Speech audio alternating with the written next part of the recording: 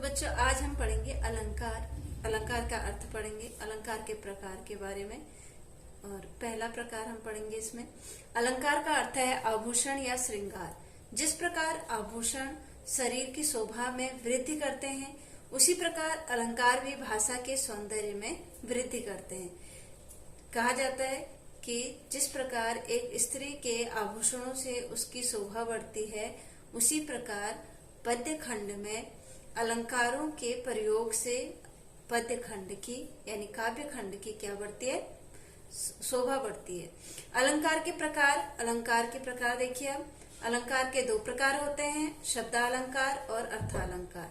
तो पहला हम पढ़ेंगे शब्दालंकार। शब्दालंकार के बारे में, उसके भेदों के बारे में पढ़ेंगे। शब्दालंकार कहते किसे हैं? जिन अलंकारों में शब्दों से चमत्कार उत्पन्न होता है, वह शब्दालंकार कहलाते हैं।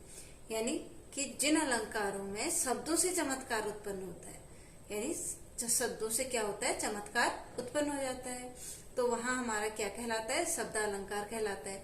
शब्दालंकार के तीन भेद होते हैं।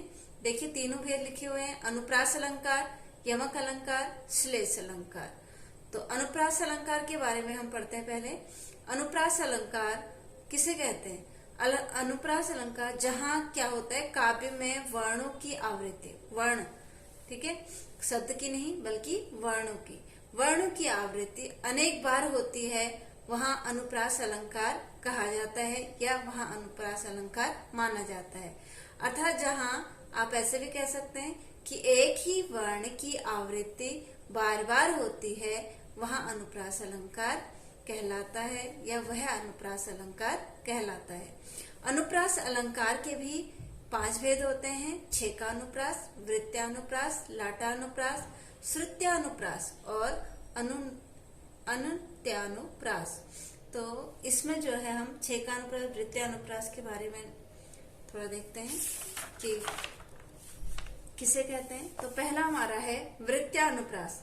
अब वृत्त्यानुप्रास किसे कहते हैं? जब वाक्य में एक या अनेक, क्या होता है, जब वाक्य में एक या अनेक वर्णों की आवृत्ति एक क्रम में हो।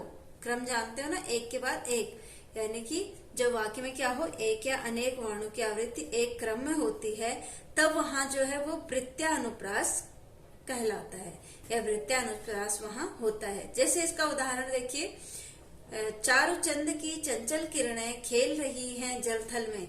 अब देखो यहाँ क्या हुआ, वाक्य में एक वर्ण की आवृत्ति जो होती है एक के बाद एक क्रम से हो रही है। जैसे च में चारु, चंद यानी च है, की चंचल, यहाँ भी च और च है, कि किरणें खेल रही हैं जलथल में, यानी च वर्ण की आवृत्ति क्या हो रही है, क्रम से हो रही है। तो यहाँ हमारा क्या है, वृत्त्यानुप्रास है। अब है लाटानुप्रास। जब वाक्य में शब्दों या चरणों की आवृत्ति, चरण, ठीक है, शब्दों या चरणों की आवृत्ति के बारे में कहा गया, यानी पूरा शब्द की आवृत्ति आवृत्ति क्या होती है अनेक बार होती है, लेकिन अर्थ में कोई भिन्नता न हो। अनेक बार तो उसकी आवृत्ति होती है, बार बार वो शब्द आता है, लेकिन उसके अर्थ में कोई भिन्नता नहीं होती, यानी अर्थ भी क्या होता है, एक जैसा ही होता है। परंतु अनुन्वय करने पर अर्थ परिवर्तन हो जाता है। अगर जब हम उसका क्या करते हैं, अनुवाद करते हैं, तब जाके अनुवय करने पर क्या होता है, उसका अर्थ में परिवर्तन आता है, वहां लाटानुप्रास कहलाता है। जैसे पूत कपूत तो का धन संचय, पूत सपूत तो का धन संचय। अब देखो पूत और पूत, ठीक है, यहाँ पूत शब्द और पूत शब्द 2 बार आ रहा है एक पद में। संचय तक देखिए, पूत कपूत तो का धन संचय, यहाँ एक पद हो गया हमारा। फिर है पूत सपूत तो का धन संचय, यानी पूत शब्द यहाँ 2 बार आ रहा है और दोनों का अर्थ यहाँ परिवर्तित नहीं हो रहा है। लेकिन जब हम इस वाक्य का अर्थ बताएंगे या अनुवाद करेंगे, तो जो है इसका अर्थ में थोड़ा परिवर्तन आ जाएगा। फिर है अनुप्रास के उदाहरण। अब यहाँ देखो, पूत कपूत का अर्थ है कि बुरे पुत्र से, और यहाँ पूत सपूत सपूत का अर्थ है अच्छे पुत्र से। तो अच्छा पुत्र और बुरा पुत्र, यहाँ परिवर्तन हुआ है। अब है अनुप्रास के उदाहरण। ये तो 2 अनुप्रास हो गए आपके, ठीक है, ये 2 मुख्य हैं, इसीलिए हमने वृत्त्यानुप्रास अनुप्रास और लाटा अनुप्रास अनुप्रास अलंकार में बता दिया। इसके कुछ और उदाहरण भी हैं अनुप्रास अलंकार के। मैया मैं नहीं माखन खायो, यहाँ म वर्ण की आवृत्ति बार बार हो रही है। यवन को दिया दया का दान, यहाँ द और द वर्ण की आवृत्ति हो रही है, इसलिए यहाँ क्या है, जहाँ वर्ण एक ही वर्ण की आवृत्ति बार बार होती है वहां अनुप्रास अलंकार कहलाता है। अब हम दूसरा भेद देखेंगे, यमक अलंकार। यमक अलंकार किसे कहते हैं? देखिए, जब काव्य में एक ही रूप वाले, ठीक है, एक ही रूप वाले शब्दों की आवृत्ति जो होती है बार बार प्रयोग होती है और उनके अर्थ में भी भिन्नता पाई जाती है। शब्द की आवृत्ति तो बार बार होती है और अर्थ में भी क्या होती है, भिन्नता होती है, वहां हमारा यमक अलंकार कहलाता है। अभी आपने इससे पहले पढ़ा था अनुप्रास अलंकार। अनुप्रास अलंकार में क्या होती है, वर्ण की आवृत्ति होती है, और यहाँ यमक अलंकार में क्या होता है, शब्द की आवृत्ति, एक ही शब्द की आवृत्ति बार बार होती है, लेकिन हर बार उसके अर्थ में भिन्नता होती है, यानी उसका अर्थ अलग होता है। उदाहरण है जैसे काली घटा का घमंड घटा, तो काली घटा का घमंड घटा, यहाँ पहला शब्द घटा है और दूसरा घटा है। एक घटा का अर्थ है बादल, घट होता है बादल घटा, और दूसरी घटा का अर्थ है कम होना, यानी घट जाना, ठीक है। माला फेरत जुग भया, गया न मन का फेर, कर का मन का डार दे, मन का फेर। यहाँ मन का से इस यहाँ भी जो क्या है, दो अर्थ है। यहाँ एक मन का अर्थ है जो क्या है, मन, जो हमारा मन है उसके बारे में है, और मन का दूसरे का अर्थ है माला फेरने से। फिर तीसरा उदाहरण है आपका, सारंग ले सारंग चली, करी सारंग की ओट, अतते जब सारंग चली, तत की सारंग पर हो। तो यहाँ अर्थ जो है, सारंग शब्द के विभिन्न अर्थ होते हैं। सारंग शब्द का अर्थ होता है नारी, दूसरे का अर्थ होता है जलता हुआ दीपक से लिया गया, और एक नारी जा रही है, क्या, जलते हुए दीपक को लेकर, यानी सारंग को लेकर जा रही है, दीपक को लेकर जा रही थी। उसने सोचा कहीं पवन से उसका जो दिया है वो बुझ ना जाए, है ना, सारंग की ओर बुझ ना जाए, तो बुझने के भय से उसने सारंग, यानी कि यहाँ सारंग का अर्थ है अपने आंचल से, आंचल की ओट कर ली, यानी आंचल को लगा दिया, जिससे कि हवा से वो दीपक ना बुझे।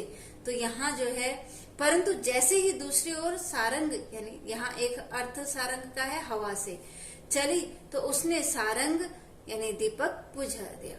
तो दूसरी तरफ जो है हवा चली तो उसका सारंग बुझ गया। यानी यहाँ सारंग शब्द के चार अर्थ हैं। पहले सारंग का अर्थ नारी से है, दूसरे शब्द का अर्थ जो है सारंग का जलते हुए दीपक से है, फिर उसके बाद आया है तीसरा शब्द, तीसरे शब्द का अर्थ है किसे, आंचल से, ठीक है। चौथे शब्द का अर्थ है हमारा फिर हवा से, और फिर पांचवे शब्द यहाँ पे जो पांचवा सारंग आया उसका दीपक के बुझने से अर्थ है। तो यहाँ जो है सारंग सारंग शब्द की बार बार आवृत्ति हुई है, लेकिन हर बार सारंग का अर्थ जो है अलग अलग है। इसी का एक चौथा उदाहरण है हमारा, ऊंचे घोर मंदिर के अंदर रहनवारी, ऊंचे घोर मंदिर के अंदर रहती है। तो यहाँ भी ऊंचे घोर मंदिर का अर्थ और ऊंचे घोर मंदिर का अर्थ अलग अलग है। यहाँ मंदिर के दो अर्थ हैं, एक मंदिर का अर्थ तो महल से है और दूसरे मंदिर का अर्थ है गुफा से। तो यहाँ पे भी आपका क्या हो गया, यमक अलंकार। तो यमक अलंकार आपको समझ में आ गया होगा। अब देखते हैं हम श्लेष अलंकार। श्लेष अलंकार का अर्थ ही होता है, यानी श्लेष का अर्थ ही होता है चिपका हुआ या चिपका हुआ बोल सकते हैं। यहाँ एक शब्द के अनेक अर्थ निकलते हैं, एक ही शब्द होता है और उसके अनेक अर्थ निकलते हैं। और इससे पहले हमने पढ़ा था यमक अलंकार में कि एक ही शब्द की आवृत्ति, यानी एक ही शब्द बार बार आता है और हर बार उसका अर्थ अलग अलग होता है। लेकिन श्लेष में एक ही शब्द होता है और उसका अर्थ जो होता है वो अलग अलग निकलता है, श्लेष अलंकार कहलाता है। शब्द एक ही होता है इसमें, ठीक है। जैसे पानी गए न उबरे, मोती मानुष चून, जो मोती मानुष चून का, देखिए यहाँ पे मोती का अर्थ होता है पानी, यानी पानी की चमक से, और चून का अर्थ है पानी, यानी पानी से, यानी चून से। तीसरे मनुष्य का अर्थ भी क्या है, पानी है।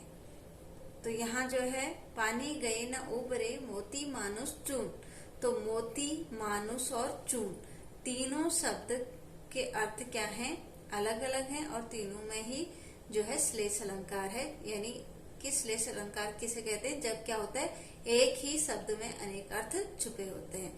तो मोती मानुष चून में का अर्थ होता है, मोती का अर्थ पानी से है, चून का अर्थ पानी से है, और मनुष्य का अर्थ उसकी पानी से है। लेकिन देखिए तीनों का अर्थ अलग अलग है तो अर्थ उनका अर्थ तो पानी ही होता है। पानी का अर्थ, एक पानी का, मोती का अर्थ होता है पानी यानी चमक से, चून का अर्थ होगा कि पानी के खराब होने से। तीसरा मनुष्य, पानी का अर्थ है प्रतिष्ठा से, उसकी जो प्रतिष्ठा है वो भी क्या हो जाती है, पानी में मिल जाती है, तो उसमें उसका जो प्रतिष्ठा है, उसकी प्रतिष्ठा है, उसको भी पानी माना गया है। तो यहाँ पे श्लेष अलंकार है। इसका दूसरा उदाहरण देख लीजिए, जो रही मन गति दीप की, कुल कपूत गति सोई, बारे उजियारो करे, बारे अधेरो होई। तो यहाँ बारे शब्द के दो अर्थ हैं। देखो बारे में दो अर्थ छुपे हुए हैं। पहला है बारे का अर्थ जलाने से और बचपन से, ठीक है। एक बारे का अर्थ क्या है, बारे में दो अर्थ छुपे हैं, जलाने से और बचपन से। और बाड़े में भी दो अर्थ छुपे हुए हैं, बड़ा होना और बुझने से। तो यहाँ पे आपको समझ में आ गया होगा श्लेष अलंकार। इसका एक उदाहरण और देख लेते हैं, या पहले इसको समझ लेते हैं। जो हालत दीपक की होती है वही कपूत की होती है। कपूत जानते हो ना, जो पूरा पुत्र होता है। फिर है रावण सिर सरोज बनचारी, चल रघुवीर सिली मुखधारी।